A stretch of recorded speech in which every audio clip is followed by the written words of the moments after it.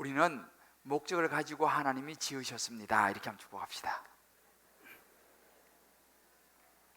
할렐루야.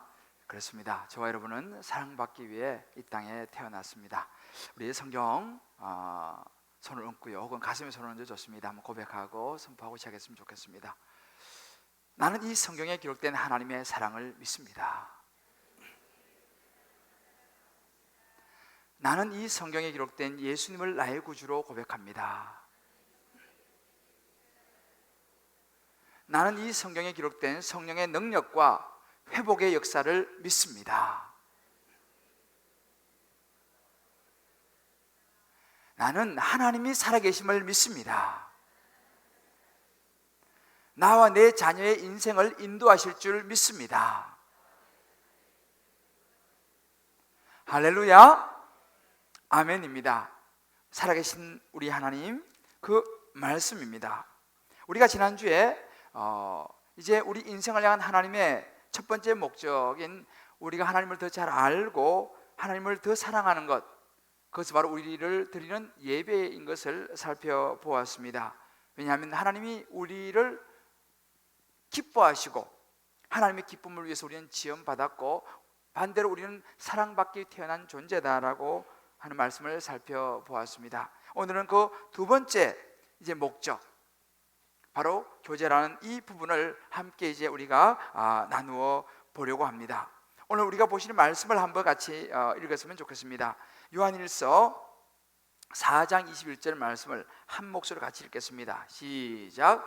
우리가 이 계명을 주께 받았나니 하나님을 사랑하는 자는 또한 그의 형제를 사랑할지니라. 아멘. 하나님은 우리를 지으신 분명한 목적을 가지고 계시다라는 이야기입니다. 히브리서 2장 10절에 이런 말씀이 있습니다. 만물이 그를 위하고 또한 그를 말미암아 이가 많은 아들들을 이끌어 영광에 들어가게 하시는 일에 그의 구원의 창시자를 고난을 통하여 온전하게 하심이 합당하도다. 무슨 말인지 어렵습니다. 내용이 좀 어려운데요, 영어로 보면 조금 심플합니다. 하나님께서 God is the one who made all things입니다. 하나님은 모든 것을 만드셨습니다. 만드신 분입니다. 모든 것은 all things are for His glory. 하나님이 영광을 위해서 지으셨는데, 근데 이 뒤에 나옵니다. He wanted to have many children share His glory. 하나님은 many children, 많은 자녀들을 그의 영광을 쉐어하도록, 그의 영광을 함께 나누도록 우리를 만드셨습니다. 그것이 하나님의 선하신 목적입니다. 하나님께서 이 세상을 창조하신 이유가 있습니다. 그 창조하신 이유는 우리 자녀들을 위한 것이고, 또한 거기서 이 많은 자녀들은 한 가족이 되어서 우리가 many children share His glory, 하나님의 영광을 함께 나누기를 He wanted, 하나님께서 원하셨다라는 말씀을 우리에게 주고 계시죠. 여기에 하나님께서 우리를 향한 분명한 계획이 있다라는 것입니다. 에베소 1장 5절에도 이 부분을 설명하는데, 그 기쁘신 뜻을 따라서 우리를 예정하셔서 자기의 아들들이 되게 하셨다. 하나님께서 우리를 지으신 아들 되게 하신, 여기는 그냥 갑자기 된 것이 아니라 오래 만세전에 우리를 택하시고 예정하시고 그 모든 것이 하나님의 기쁘신 뜻 안에 있었다, 이 말입니다. 그렇게 보면 하나님의 자녀인 우리, 하나님은 우리의 삶을 계획하실 때에 그냥 이 땅에서만 잠깐 이것이 아니라 영원한 플랜을 가지고 저와 여러분을 창조하셨다라는 것을 우리가 볼 수 있습니다. 이것을 베드로전서 2장 17절 하반절에는 형제를 사랑하며, 바로 이 모습이 하나님께서 저와 여러분이 원하시는 모습입니다. 우리를 창조하실 때에 우리를 하나님의 기쁘신 뜻 안에 서로 형제를 사랑하도록 하기 위해서 하나님이 우리를 지으셨다. 여기에 중요한 우리 인생의 두 번째 목적이 나타나게 됩니다. 하나님은 우리를 지으실 때 우리가 서로 사랑하도록 지으셨다는 것입니다. 우리 가족은요, 두 종류의 가족이 있습니다. 육적인 가족이 있고 영적인 가족이 있다는 것입니다. 육적인 가족은 우리가 이렇게 살아가는 이 세상에서 만나서 결혼을 하고 자녀를 놓고 살아가는 이것이 육적인 가족입니다. 육적인 가족은 사실은 유한하죠. 몇십 년 살다가 이 가족이 흩어질 수 있습니다. 그러나 이 육적인 가족이 또 하나는 영적인 가족입니다. 영적인 가족은 하나님의 자녀로서 만나는 가족입니다. 이 하나님의 자녀로서 만나는 이 가족은요, 잠깐 몇십 년이 아니라 영원한 시간을 함께 할 가족입니다. 그러니까 육적인 가족이 함께, 오늘 2부에서는 세례를 받았습니다.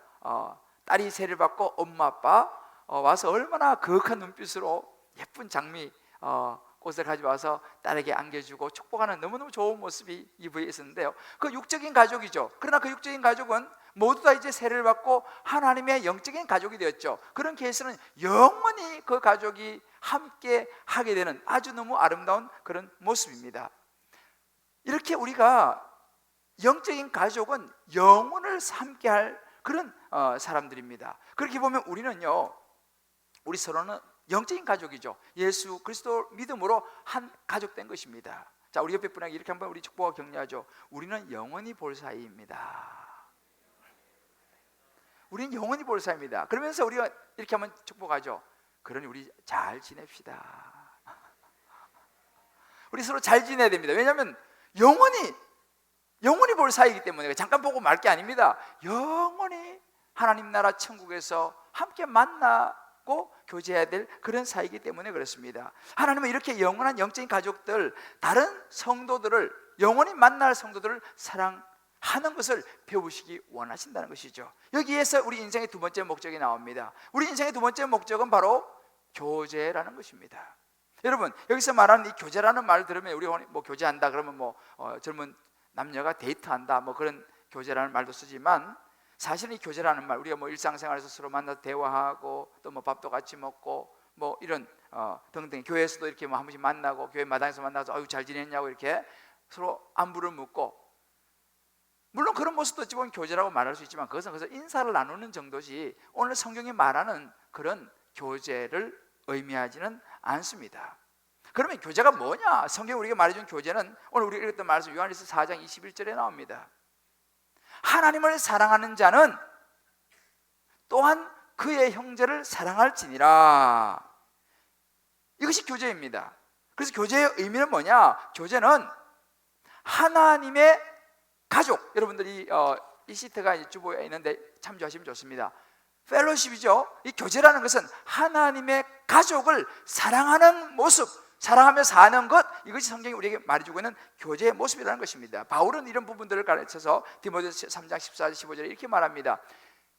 영적인 아들 디모데에게 내가 이 디모데 이 편지를 쓰는 것은 너로 하여금 하나님의 집에서 어떻게 행해야 될지를 가르쳐주기 위함이다. 여기서 말하는 이 집이라는 것은 살아계 하나님의 교회다라고 말하는 것이죠. 쉽게 말하면 디모데야, 내가 너에게 이 편지를 쓰는 것은 너가 하나님의 가족으로서 교회 공동체 안에서 어떻게 행해야 되느냐, 어떻게 살아가야 되는지를 너한테 가르쳐주기 위해서 이 편지를 쓴다. 여기서 말하는 이 가족이라는 것은 바로 교회를 의미한다 라고 말하는 것입니다. 여러분, 교회라는 것은 전에도 제가 말씀드렸습니다만 건물이 아니라 사람, 가족, 패밀리를 의미합니다. 그렇다면 우리가 가족이 모여서 살아갈 때에 가족들도 다 패턴이 다르지 않습니까?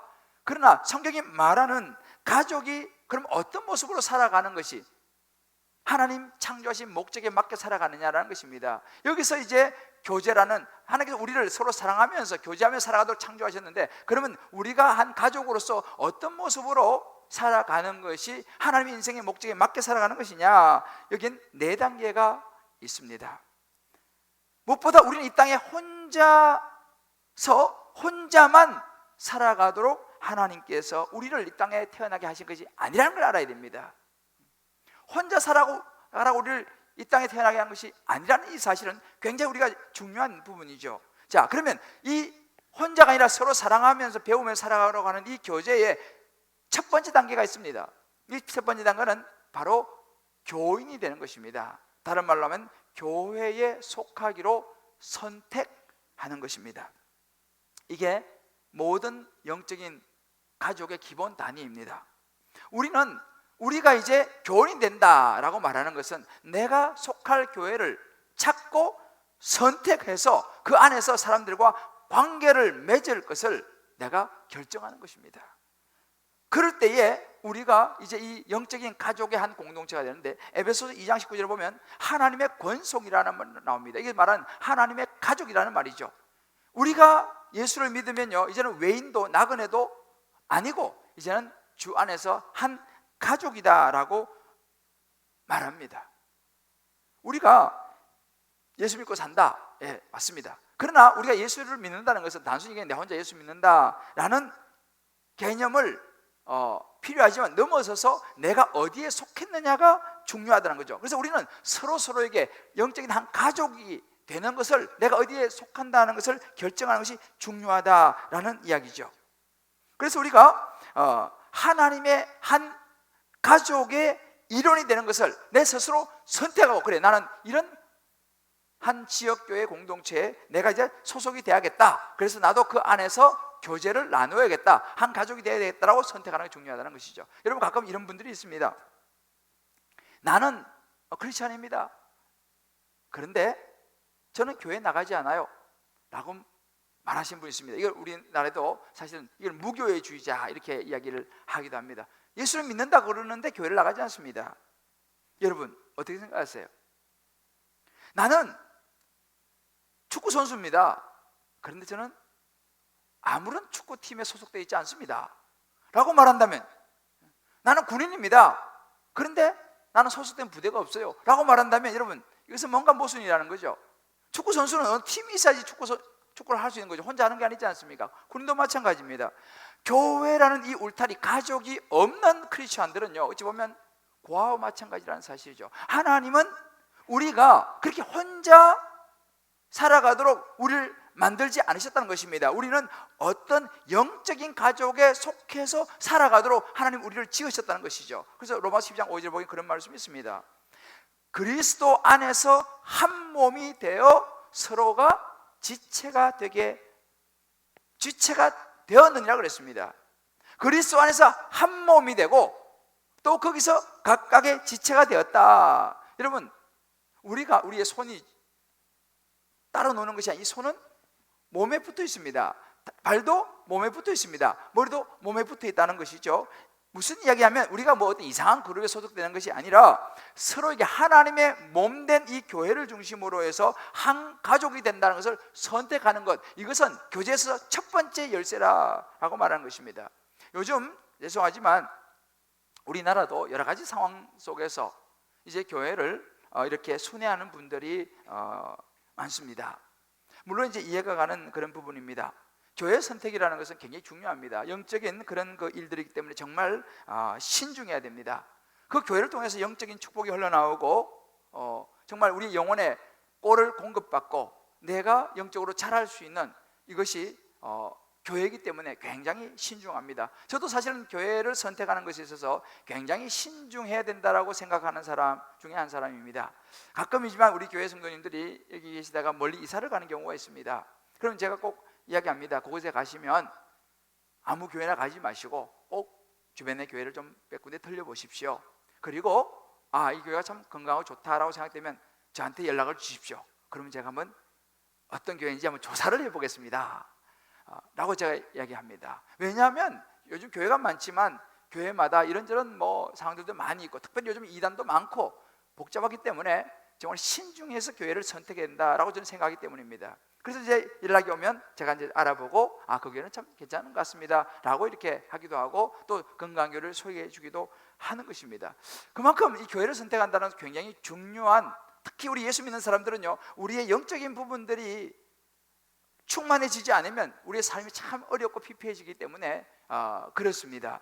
이렇게 교회를 선택하는 건 굉장히 신중해야 되는 사실이지만은, 그러나 우리가 알아야 될 중요한 사실은 뭐냐면, 내가 정말 영적으로 자라고 싶다면, 내 인생에서 하나님께서 어떤 역사를 하시는 걸 보기를 원한다면 저와 여러분은 어떤 몸인가에는 분명히 속해야 한다는 사실이죠. 어떤 한 교회 공동체, 한 지역교회 공동체 안에는 우리는 반드시 거기에서 속해야 된다는 사실입니다. 왜냐하면 이렇게 왔다 갔다 하게 되면 우리의 영적인 신앙생활이 안정이 될 수가 없다라는 것이죠. 예수님께서는요,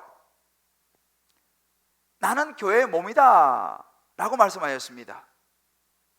여러분, 우리가 이 몸, 근데 예수님께서, 우리가 보통 그렇게 말합니다. 우리가 예를 들어 나무를 본다면요, 나무가 제대로 된 나무로 크게 자라려면요, 한 곳에 뿌리를 깊이 내려야 됩니다. 그런데 조금 뿌리 내리다가 뽑아가지고 또 옆에 심고 또 조금 이렇게 자꾸 옮겨시키기 시작하면 이 나무가 깊이 뿌리를 내리지 못하고 큰 제목이 되기 어렵다는 것입니다. 영적인 부분도 마찬가지라는 것이죠. 예수님은 우리 교회의 몸이라고 말씀하십니다. 근데 우리는 가끔 그런 얘기를 하죠. 저는 예수님을 사랑합니다. 그런데 사람들이 싫어서요 이라고 말합니다. 물론 그럴 수 있습니다.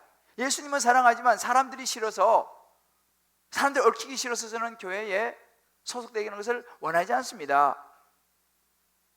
맞는 이야기 같습니다. 상황이 있을 수 있습니다. 그러면 우리가 교회는요, 그리스도의 신부라고 말합니다. 그러면 나는 하나님을 사랑하는데 하나님의 신부는 싫습니다라고 말하는 것과 동일하다는 것이죠. 교회, 하나님, 예수님은 사랑하는데 교회는 싫습니다라고 말하는 것, 이것은 어찌 보면 결국 나는 몸은 좋은데 팔다리는 싫습니다 라고 말하는 것 같다는 것이죠. 그럼 우리는 바로 이 지체가 예수님께 붙어있기 때문에 정말 예수님을 사랑한다면 좀 힘들어도 그 지체도 함께 사랑해야 되는 것이다 라고 성경이 우리에게 이야기해 주고 있습니다. 이렇게 우리가 한 가족 안에 속한다는 거, 가족의 일원이 된다는 거, 교인이 된다는 것은 굉장히 중요한 것입니다. 그 예 중에 하나가 세례라는 이런 부분을 우리가 얘기할 수 있습니다. 오늘 우리 2부에 이제 세례를 받고 앞으로도 또 다음 주도 계속 세례를 받을 텐데, 세례는 여러 가지 의미 있습니다만 세례는요, 사실은 우리 영적인 공동체의 한 가족이 되는 것을 의미하기도 합니다. 그래서 우리가 이제 세례를 받고 나면 누구누구는 성부와 성자와 성령의 이름으로 주님 기쁨의 교회에 세례 교인 된 것을 공포합니다 이렇게 말하잖아요. 이 말은 무슨 얘기예요? 이 사람은 이제 우리 주님 기쁨의 교회에, 외국에서는 멤버십이라고 그러는데 이제 멤버십을 가진 사람입니다. 우리와 한 가족입니다라고 공포하는 것과 마찬가지라는 것이죠. 그래서 세례가 굉장히 의미 있는 일입니다. 그래서 고린도서 12장 13절을 보게 되면 그런 말이 있죠. 한 성령으로 세례를 받아서 한 몸이 된다 그랬습니다. 그래서 이런 세례라는 것이 이런 의미에서 굉장히 중요합니다. 나는 이제 이 교회에서 세례를 받고 이 교회의 영적인 한 가족이 되었습니다. 그리고 모든 사람들이 축복 찬양을 해주고 박수를 쳐주고 축복 기도를 같이 해주는 의미가 바로 이런 아름다운, 주님이 우리를 창조하신 목적의 첫 단추인 한 지역 공동체, 지역 교회의 교인이 되는 것을 의미하고, 이것을 내가 선택하기로, 내가 교인이 되기로 선택해서 결정하는 것을 의미합니다. 이것이 굉장히 중요한 첫 번째 우리 인생의 목적의 교제를 이루어드리는 것입니다. 저와 여러분이 이런 공동체의 아름다운 일원이 되기를 주의 이름으로 축복합니다. 이제 교회의 두 번째 단계는 조금 더 깊은 단계입니다. 이 단계는 우정의 단계입니다. 서로가 서로 나누는 것을 배우는 것입니다. 이제 한 가족이 됐으면 그 가족 속에서는 조금 더 들어가서 나누는 모습이 있어야 한다는 것이죠. 가족이 있어서 서로 그냥 각자 알아서 산다면, 나눔이 없다면 그 가족은 어찌 보면 크게 뭔가 빠져버린 그런 가족이죠. 가족이라는 것은 서로가 나누는 끈끈함이 필요하다는 것입니다. 프렌드십이라는 것이죠. 여러분, 하나님께서요, 이 세상을 창조하실 때 아담을 창조하셨습니다. 그럼 뭐라 했습니까? 독처하는 것이 보기가 좋지 않구나 이렇게 말씀했습니다. 아담이 혼자 있는 것이 하나님 보시기에 별로 좋지 않아서 하나님은 하와를 만드셔서 돕는 배필로 그에게 주고 보시기에 좋았다라고 얘기했습니다. 이것이 바로 하나님의 창조의 목적입니다. 그래서 우리는요, 혼자 살라고 지어진 것이 아니라 우리는 서로를 위해서 존재하는, 서로를 위해서 지어진 존재라는 것을 우리는 알아야 됩니다. 그래서 이런 말이 있죠. 인생은 독주가 아니라 협연이다. 자, 우리 옆에 분이 이렇게 한번 축복합시다. 우리는 서로를 위해서 지어진 존재입니다. 그래요. 우리는 서로를 위해서 지어진 존재입니다. 조금 다른 말로 한번 해봅시다. 인생은 독주가 아니라 협연이라고 합니다. 할렐루야. 우리에게는 이렇게 친구가 필요하다는 것이죠. 영적인 친구가 필요하다는 것입니다. 그래서 사도행전 2장 44절에 그런 말씀이 있습니다. 믿는 사람이 다 함께 있어서 모든 물건을 서로 통용한다라는 말입니다. 무슨 이야기입니까? 함께 있음이 소중하다는 것이죠. 서로 나눔이 소중하다는 것입니다. 여러분들 보십시오. 우리가 친한 친구가 여러분 있을 것입니다. 20년, 30년, 40년, 50년 친구가 있을 것입니다. 그런데 어떻게 친구가 됩니까? 친하고 친밀한 친구일수록 많은 시간들을 함께 나누었을 가능성이 많습니다. 뭔가를 서로 나누었을 가능성이 많습니다. 그런 것이 없이 어쩌다가 한 번씩 만나면서 우리는 깊은 관계의 친구가 될 수 없다라는 사실이죠. 사람들이 오늘날 현대에는 외롭다고 말합니다. 왜 외롭습니까? 쓸쓸하고 우울증도 많이 생기고 왜 그랬습니까? 주님께서 우리가 말씀하신 교제를 나누는 것을 소홀히 했을 가능성이 많습니다. 관계를 형성하는 데 시간을 많이 할애하지 않았을 가능성이 많습니다. 왜요? 너무 바쁘잖아요. 혼자 자기 앞가림만 하고 살아가기도 급하게 살다 보니까 주변 사람들과 함께 나눌 시간이 없었습니다. 그러다 보니까 늘 혼자이고 정작 내가 어려울 때 아무도 나를 찾아와 주는 사람이 없다라는 사실이죠. 그리고 보면 우리는 정말 이 진실한 친밀한 관계는 공짜로 되는 것이 아닙니다. 뭔가 서로 나누는 시간을 투자해야 되는 것입니다. 우리가 여러분 부부 관계도 마찬가지입니다. 부부가 서로의 시간을 투자할 때 더 친밀해진다는 사실을 우리는 알아야 됩니다. 그래서 이 시간을 내어주는 것도 선택입니다. 저절로 그냥 우연히 부부가 친밀해지는 것이 아니라는 사실이죠. 우리가 가끔씩 그런 걸 보게 됩니다. 장례가 나면, 어떤 분이 장례가 나면요, 가면은 많은 분들이 찾아옵니다. 보니까 평소에 교회 공동체 안에서 함께 시간을 나누고 했던 분들은 많이 찾아옵니다. 그러나 가끔씩은 교육자들만 몇 사람이 갈 때도 있습니다. 왜 그럴까요? 그동안 공동체 안에서 함께 나눔이 없었을 가능성이 많다는 것이죠. 그러면 우리가 나눠야 될 것이 무엇이 있습니까? 우리가 이 공동체에서 뭘 나눠야 되겠습니까? 우리가 나눠야 될 간단한 첫 번째는 뭐냐면요, 성경이 말합니다. 우리의 경험입니다.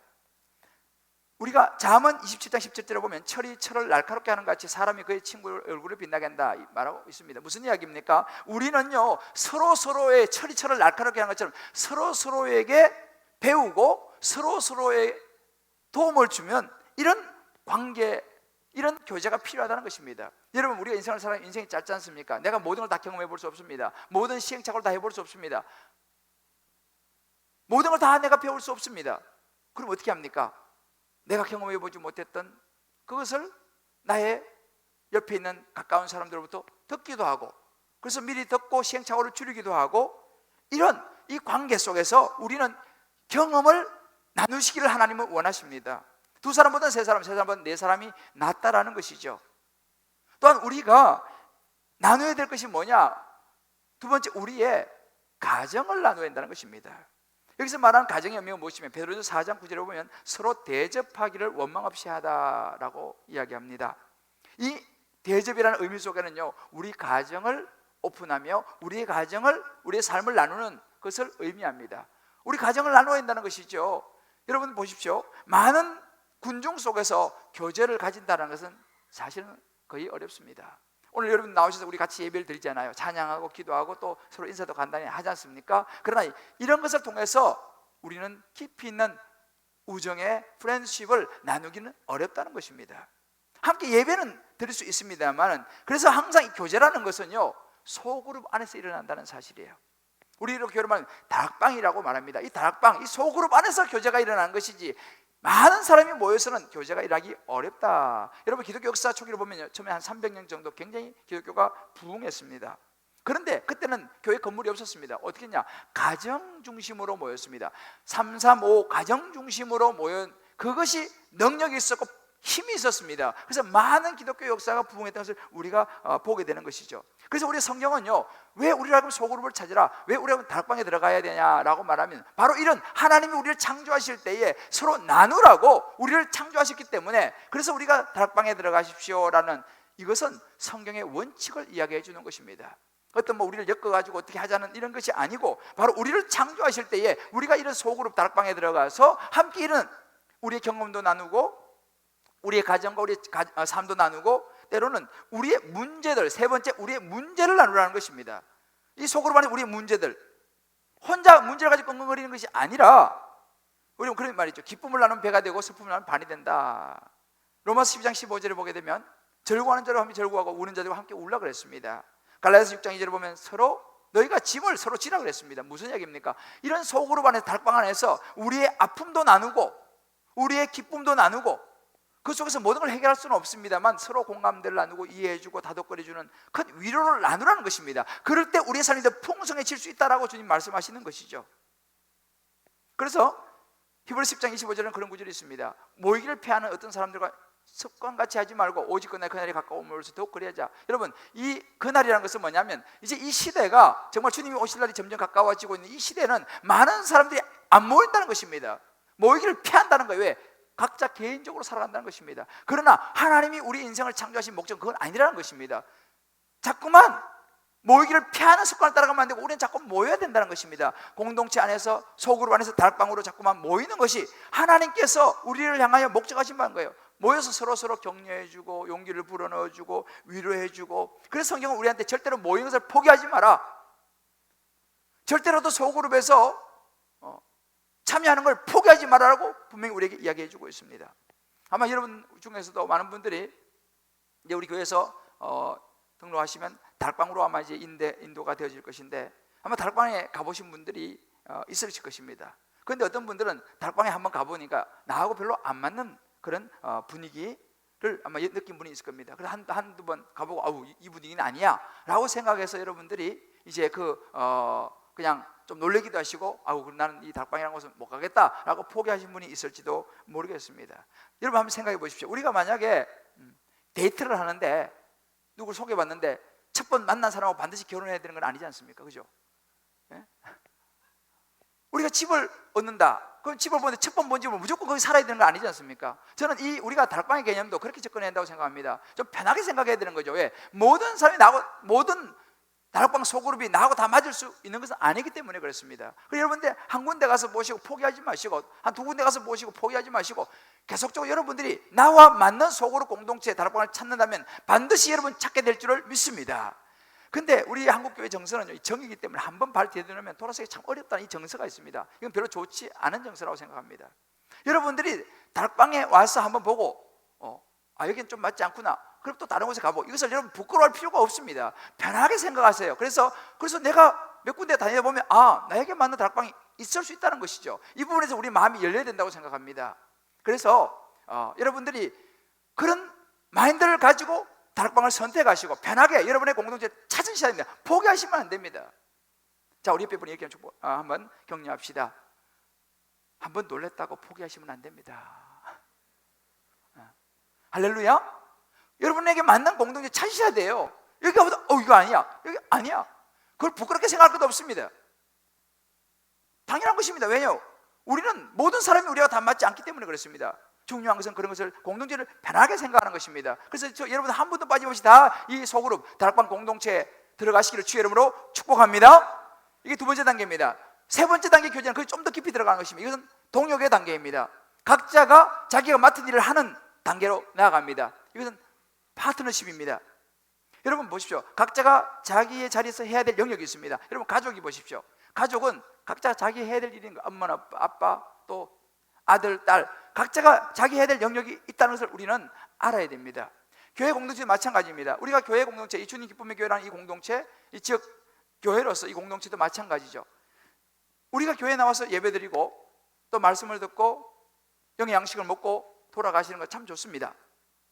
그러나 하나님은 저와 여러분을 이곳에 있게 하신 것은 뭐냐면 그저 와서 예배드리고 돌아가는 것도 필요하지만 그것보다는 우리가 함께 이 자리에 모이게 하신 것은 우리 각자에게 주신 하나님의 은사와 달란트를 가지고 그 공동체에서 어떤 역할을 감당하기를 원하신다는 사실을 저와 여러분이 알게 되기를 주의 이름으로 축복합니다.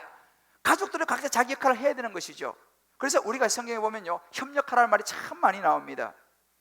뭘 협력합니까? 각자가 자기가 할 수 있는 것들을 가지고 섬기고 사랑하고 기도하고 하는 이런 부분들. 물론 이런 일을 하기 위해서는 때로는 참아줘야 되고 정말 때로는 어려움도 있을 수 있습니다만은, 그러나 이것이 진정한 사랑이라는 것이죠. 사랑은 말로만 하는 것이 아니라 우리의 행동으로 뭔가 내가 할 수 있는 협력을 나누는 것입니다. 그것이 어떤 것인지 관계없습니다. 찬양을 잘하는 사람은 찬양대로 가는 것이고, 또 우리 교회도 여러 가지 봉사가 있죠. 뭐 주차 봉사도 있고 식당 봉사도 있고 뭐 교사도 있고 뭐 의자 이런 것도 있고 안내도 있고 여러 가지 봉사가 있습니다. 그러나 중요한 것은 정말 우리가 교제를 나눈다는 것은 이 파트너십을 가지고 함께 파트너십은 참여하는 것이죠. 참여해서 각자가 가진 것을 가지고 하나님 앞에 섬기는 것입니다. 에베소서 4:16절 이런 구절이 있습니다. 우리가 그에게서 각 지체의 분량대로 역사하여 그 몸을 자라게 한다고 그랬습니다. 여러분 보십시오. 그 몸이 무엇입니까? 하나님의 몸, 교회입니다. 이 교회를 자라게 이렇게 세우는 것은 누구냐?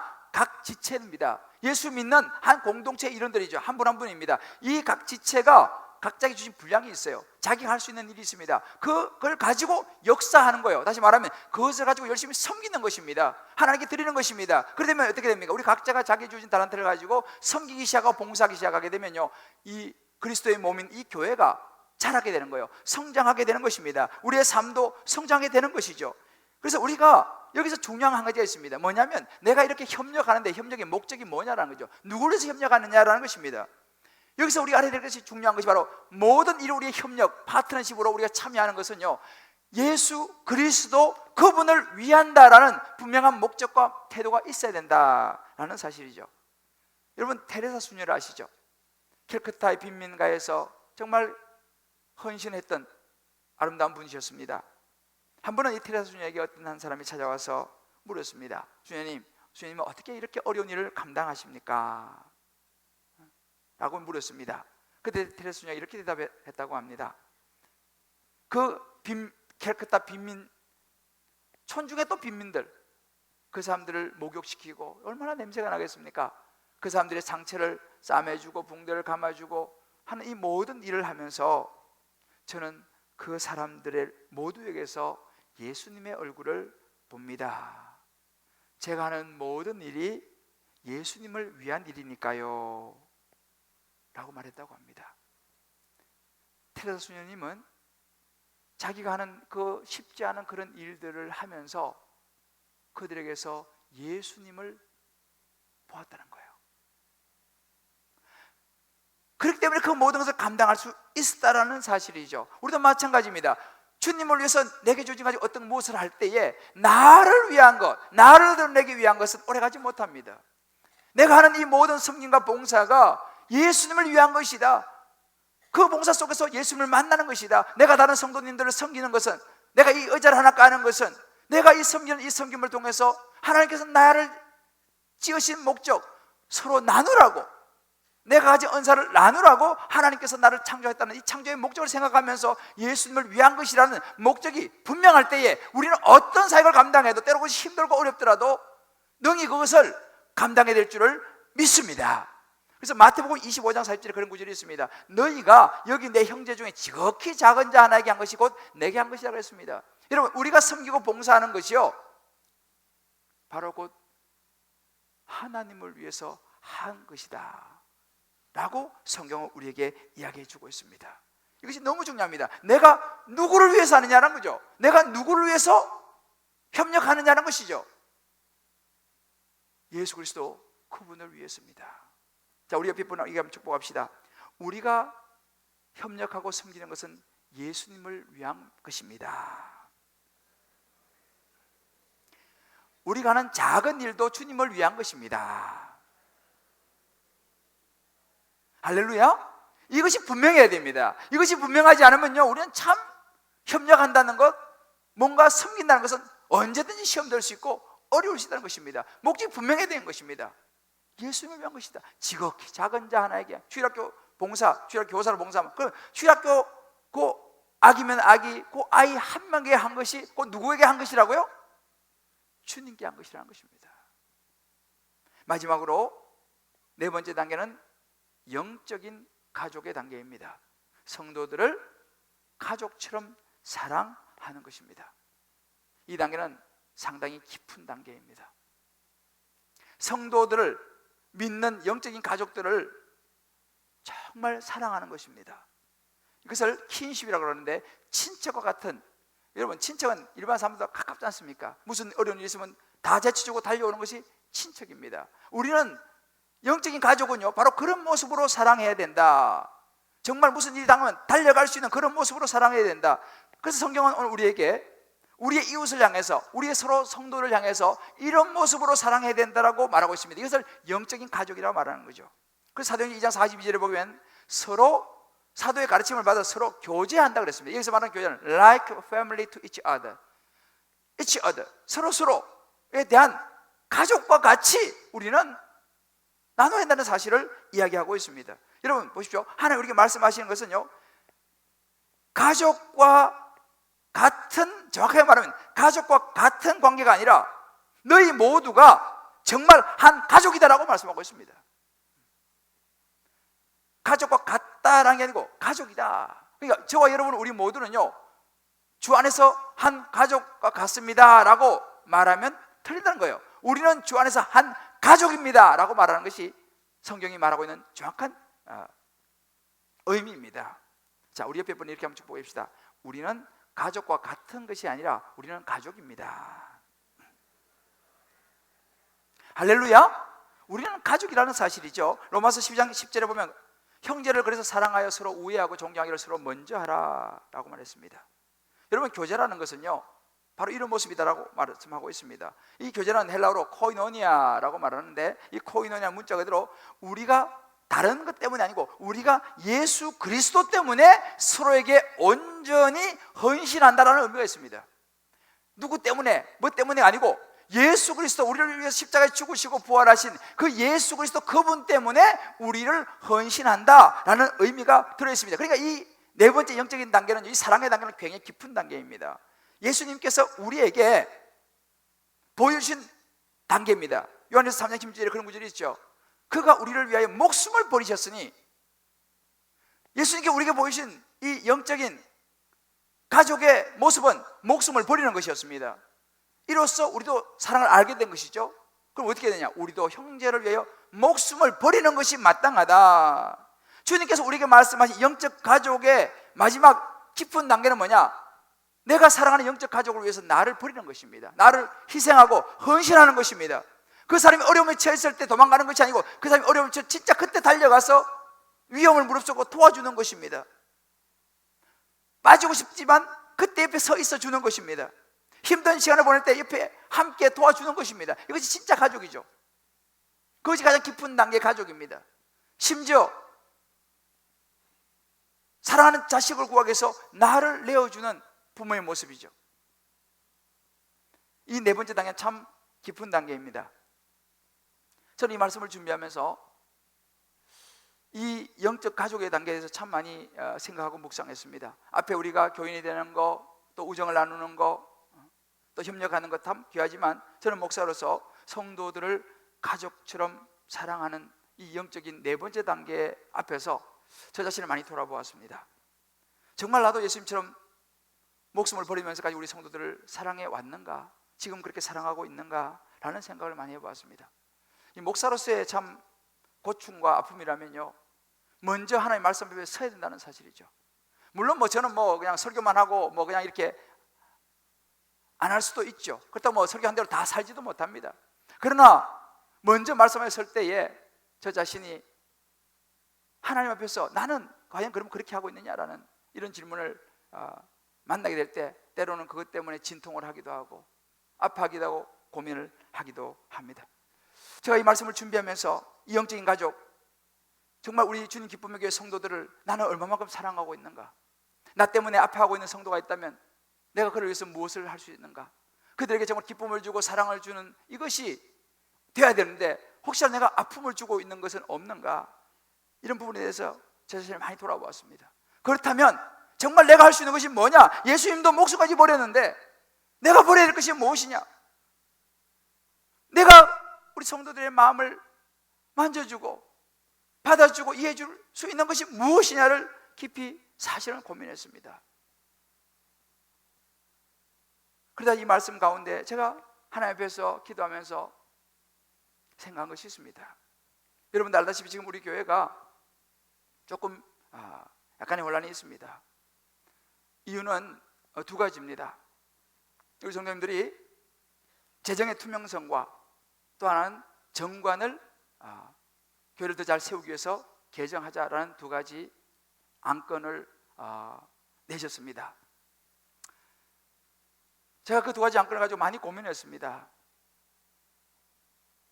그런데 이 재정의 투명성을 놓고 많이 기도했는데 여러 가지 이제 문제 제기가 있었고, 또 거기에 대해서 제가 많이 생각하며 돌아보면서 일단은 이 모든 것이 나의 잘못이구나 라고 제가 생각하고 그 부분을 제가 인정을 했습니다.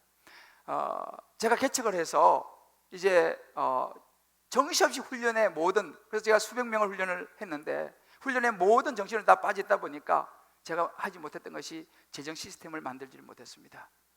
그리고 재정 이 매뉴얼을 만들지 못했고, 그런 것을 집행할 때 절차들을 정확하게 제가 밟지 못했습니다. 이로 인해서 시간이 지나니까 여러 가지 오해가 발생하게 되고 이런저런 생각하지 못했던 일들이 발생하게 사실은 되었습니다. 그래서 이 부분에 대해서 저는 우리 성도님들께 진심으로 사과를 드리고, 정말 그런 시스템을 만들지 못하고 절차를 밟지 못해서 생긴 이런 오해에 대해서 여러분 모두에게 용서를 구하고 잘못을 제가 인정을 합니다. 그래서 제가 앞으로 이 교회 재정 시스템에 대해서 이미 이제 확보는 했습니다만은 더 정말 이제는 확실하게 시스템을 만들어서 이 개척해가지고 그냥 주먹구구식으로 이렇게 해오던 이런 일들을 이제는 지금 이미 사실은 저는 이미 재정에서 손을 사실 뗐습니다. 더 이상 제가 재정에서 관여하지 않고 이제는 우리 교회의 재정부와 또 평지교 사역자들을 중심으로 우리 교회가 이제 앞으로 재정이 흘러가도록 정확하게 제가 사실은 이미 만들었고 앞으로도 그것을 지켜나갈 것을 여러분에게 말씀을 드리겠습니다. 이런 부분에 대해서 사실은 뭐 다른 분들 탓할 거 없습니다. 모두 저의 부족이고, 제가 교회가 성장하면서 그때 준비했어야 되는 이런 재정 시스템과 매뉴얼들, 절차들을 제대로 하지 못한 것은 저의 부족입니다. 또 한 가지 정관에 대한 부분입니다. 교회를 건강하고 바로 세우는 데 있어서 정관이 너무 필요하다.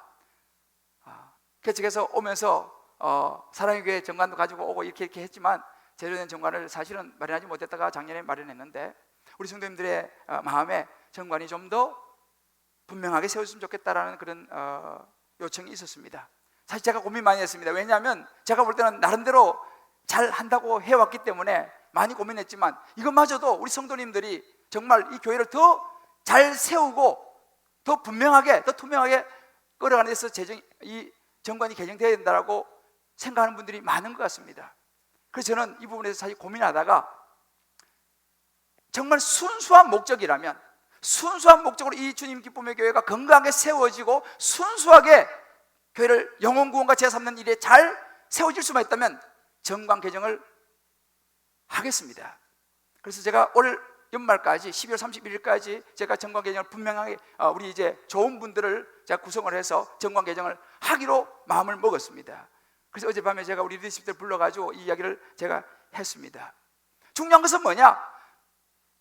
제가 이 부분에 대해서 이제 개척을 해가지고 제가 오면서 참 많은 생각을 했는데, 중요한 것은 나도 중요하지만 이것을 가지고 우리 성도들이 이제 더 편안한 마음으로 더 정말 이제는 영혼 구원과 제자 삼는 일에 더 집중할 수만 있다면 내가 무엇을 못하겠느냐는 것이죠. 순수한 의도만 있다면 무엇을 내가 내놓지 못하겠느냐, 그런 생각을 했습니다. 이것이 영적인 가족이라는 것이죠. 가족을 위해서 정말 제가 부족하지만 더 우리 성도들을 더 가까이 섬겨야겠다. 제가 이런 부분에서 참 이 성도를 섬기는 부분에서 이걸 보면 제가 많은 저 자신의 적용을 해 돌아보았습니다. 저는 이게 좀 경상도 무뚝뚝한 이런 사람이라 사람들을 이렇게 이걸 제가 좀 잘 못합니다. 그래서 제가 이런 부분에 많이 요즘 회개하고 있습니다. 좀 더 이렇게 해야 되는데 훈련하느라고 정신이 빠져가지고 그냥 사실은 그동안 신방 같은 것도 좀 많이 좀 못하고 이런 부분이 사실 있었습니다. 이번에 제가 많은 걸 생각하면서 정말 영적 가족으로서 어떻게 우리 성도를 정말 사랑해 줄 수 있을까? 그들의 마음을 내가 잘 위로해 주고 만질 수 있을까? 참 그런 고민을 많이 했습니다. 사랑하는 성도 여러분, 저 자신을 돌아보았습니다. 다른 사람 생각할 거 없습니다. 모든 것은 나로부터 시작되는구나. 영적인 가족, 교제, 하나님께서 이것을 목적하셨습니다. 이거 우리의 삶이라는 거예요. 목사도 그렇게 살아야 되고 우리 모두 그렇게 살아야 된다는 것입니다. 하나님을 사랑하고 더 나아가서 하나님께서 만드신 우리 영적인 가족들을 더 사랑하고 배우는 것, 이것이 우리 인생을 향한 하나님의 목적인 것을 발견하게 됩니다. 정말 우리가 하나님의 가족인 것을 어떻게 알 수 있느냐? 요한복음 13장 35절 주님 말씀하십니다. 너희가 서로 사랑하면 이로써 모든 사람이 너희가 내 제자인 줄 알 것이다. 간단합니다. 너희가 서로 사랑하면, 우리가 이 공동체 안에서 서로 사랑하느냐라는 것입니다. 아무리 별의별 말을 하더라도 우리가 사랑하지 않으면 세상도 우리도 주님도 넌 내 제자가 아니야 라고 말씀하신다는 사실이죠. 우리가 이 땅을 살아가면서 이 서로에 대한 사랑과 배우는 이것을, 이 부분을 놓친다면 우리 인생의 목적에서 중요한 가치를, 중요한 것을 놓치고 살아가게 됩니다. 인생은요, 무엇을 성취하는 것이 전부가 아니고 어찌 보면 이 관계를 잘 엮어가는 것이, 하나님을 알고 하나님의 가족을 사랑하는 모습이 더 중요하다는 사실이에요. 저는 목사이기 때문에 임종을 여러분들보다 많이 접하게 됩니다. 때로 마지막 숨을 거두는, 제 손을 잡고 숨을 임종하신 분도 계셨고, 조금 이따 또 하신 분도 계시고, 막 도착하니까 막 임종하신 분도 계시고, 여러분들을 저는 만났습니다. 그런데 마지막 임종을 앞둔 분들의 모습 속에서 우리가 찾을 수 있는 것이 뭐냐면, 그분들이 마지막에 누구를 찾느냐는 거예요. 뭘 찾느냐는 것입니다. 여러분, 임종할 때 많은 분들이 무엇을 찾겠습니까? 그가 이 땅에 남겨놓은 업적을 찾습니까? 내가 지난번에 딴 동메달, 금메달 가져와 봐라, 그렇게 말하지 않습니다. 대부분의 사람들은요, 내가 사랑하는 사람을 보고 싶다라고 말합니다. 나와 가까이 있었던 아내를, 자식을, 남편을, 내 사랑하는 친구를 보고 싶다고 말합니다. 이것이 가족입니다. 이것이 바로 우리 인생에서 가장 중요한 것입니다. 서로의 관계 속에서 맺어지는 영적인 가족, 이것이 없이 우리는 살아간다면 어느 날 문득 임종이 왔을 때 우리는 참 쓸쓸하게 임종을 맞이하게 될 것입니다. 저와 여러분, 우리 모두를 향하여 하나님께서 마련해 놓으신 이 교제, 지금부터라도 다시 시작할 수 있기를 바라고, 저부터 우리 모두가 더 사랑할 수 있기를 바라고, 주의 말씀을 따라 아름다운 교제를 이루는 주님 기쁨의 교회 공동체 되기를 주님의 이름으로 축복합니다.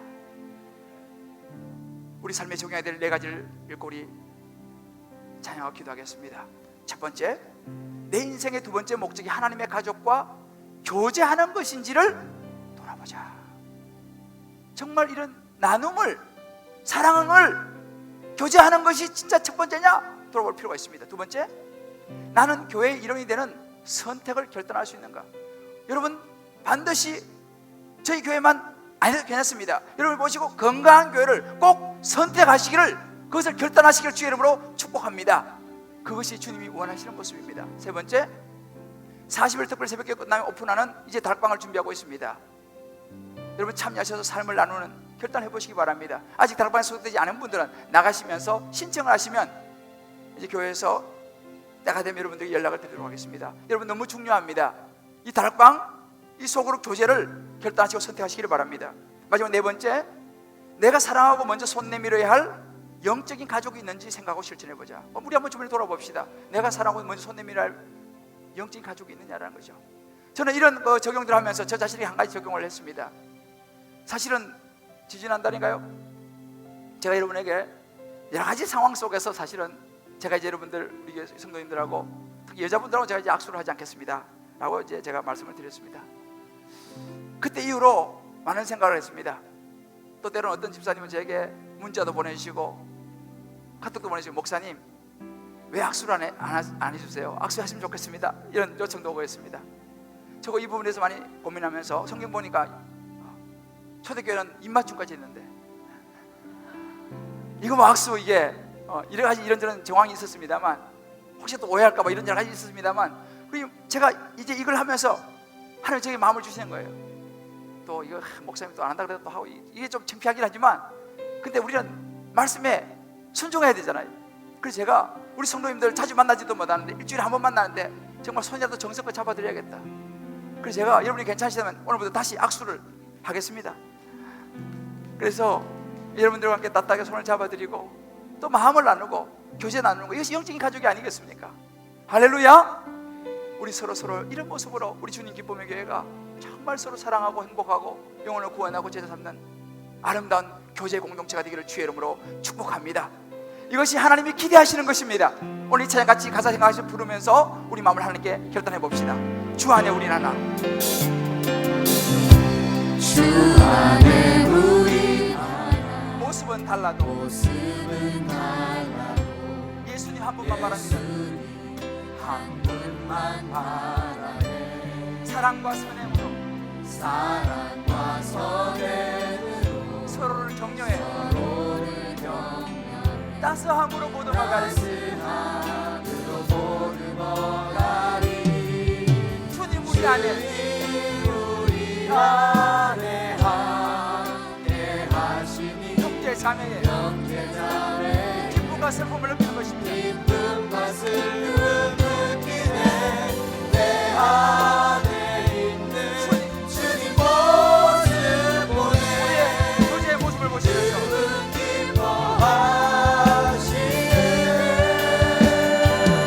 주님이 우리를 통해 기회하셨습니다. 주님 우리를 통해 계획하시니 부족한 입술로 찬양하게 하시니 주님 우리를 통해 계획하시니 너를 통해 하시기에 주님 우리를 통해 계획하시니 우리를 통해 계획하시니 부족한 입술로 찬양하게 하시니 주님 우리를 통해 계획하시니 우리를 통해서 너를 통해 하시기에.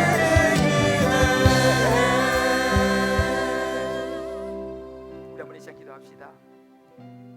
하나님은 저와 여러분을 창조하실 때 목적을 가지고 계셨습니다. 바로 우리가 서로 사랑하는 것입니다. 서로 나누는 것입니다. 주 안에 영적 가족이 되는 것입니다. 때로 힘들지만 상대를 생각하면서 나를 내려놓는 것입니다. 우리 다시 한번 하나님 앞에서 이런 교제를 회복하기를 결단합시다. 우리 각자 주님의 음성을 붙들고 함께 우리 주여 한번 외치고 기도하며 나가겠습니다. 주여 하나님 아버지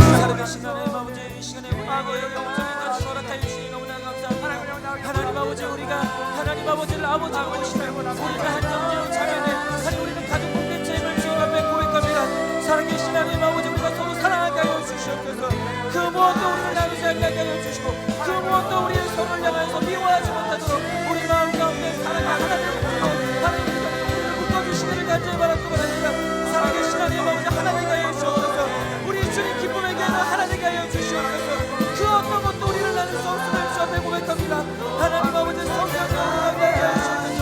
같은 성령을 모시고 같은 하나님을 사랑하게 하나님 우리가 하나님의 형제요 자매이니 하나님 결단코 우리가 나누지 않게 하여 주시고 아버지 하나님을 사랑하며 형제를 사랑하며 자매를 사랑할 수 있는 우리가 마음 하여 주옵소서. 하나님 우리 가운데 너무나도 많은 죄악들이 있습니다.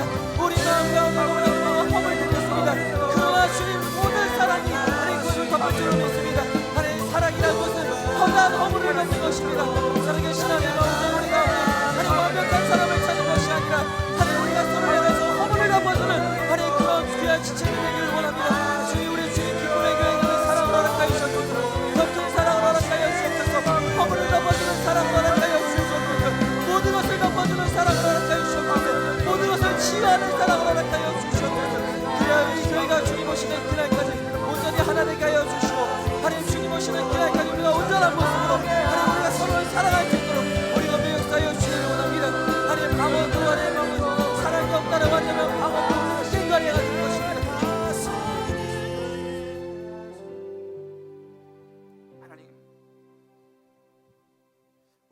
창조하실 때 서로 사랑하며 나누라고 우리를 창조하신 것을 알았습니다. 우리가 서로 사랑하면 그것을 보고 너가 내 제자인 것을 알 수 있다고 말씀하셨습니다.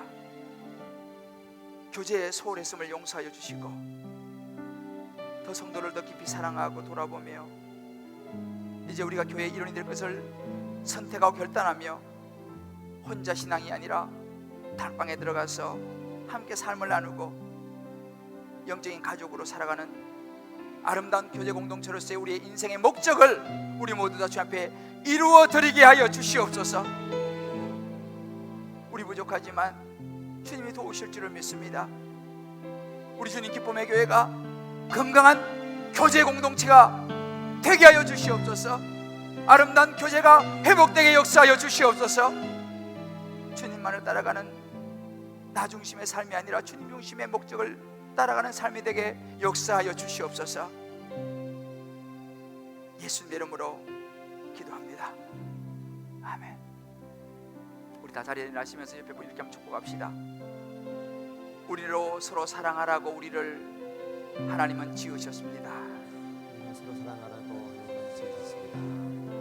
이제 우리 아름다운 교제 공동체를 만들어 봅시다. 이제 우리 아름다운 교제 공동체를 만들어 봅시다. 할렐루야. 우리 시간 한번 축복하면서 오늘은 예배를 마쳤으면 좋겠습니다. 아주 먼 옛날 하늘에서는 당신을 향한 계획이 있었죠. 하나님께서 바라보시며 좋았더라고. 우리 한번 축복하며 찬양하고 축도하겠습니다.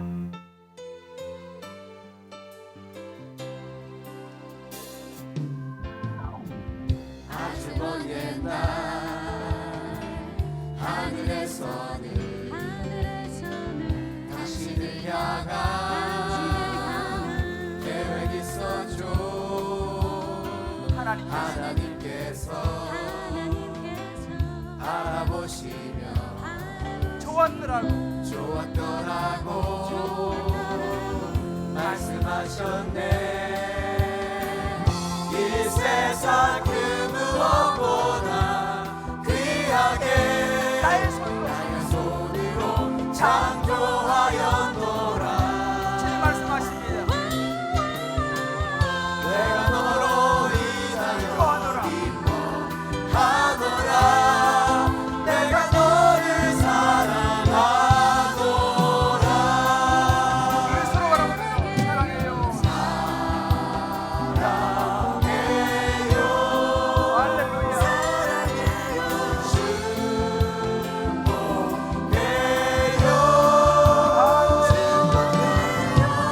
당신의 마음에 우리의 사랑을 드려요. 옆에 앞뒤로 바라보시며 서로 향하시면서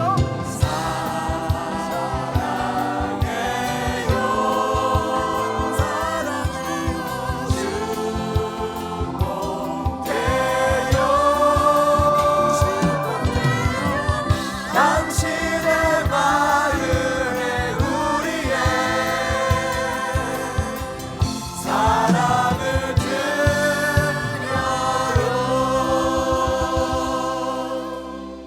드려요. 이제는 우리 주 예수 그리스도 그분의 놀라운 십자가의 은혜와 하나님의 사랑하심과 성령의 역사하심이 오늘 말씀 앞에 서서 우리 인생을 향하신 목적, 교제, 서로 사랑하고 나를 내어주는 아름다운 교제 공동체를 가슴에 다시 품고 그런 목사요, 그런 성도요, 그런 주님 기쁨의 교회가 되기를 다시 한번 결단하는 귀한 사랑의 결단 위에 우리 사랑 모든 성도님들의 가정과 자녀와 직장과 사업과 모든 삶의 영역 위에 군문에 가는 자녀들, 지방과 해외에 나가는 우리 모든 권속들 머리 위에 어려운 중에도 11조 예물로 감사와 성교와 구제로 소원으로 주 앞에 언약을 따라드리는 축복된 손길 위에 산보임에 나오시면서 간절한 기도 제목을 가지고 나와 눈물로 주님께 올려드리는 그 기도 위에 이제부터 영원토록 함께 하시기를 간절히 축원하옵나이다. 아멘.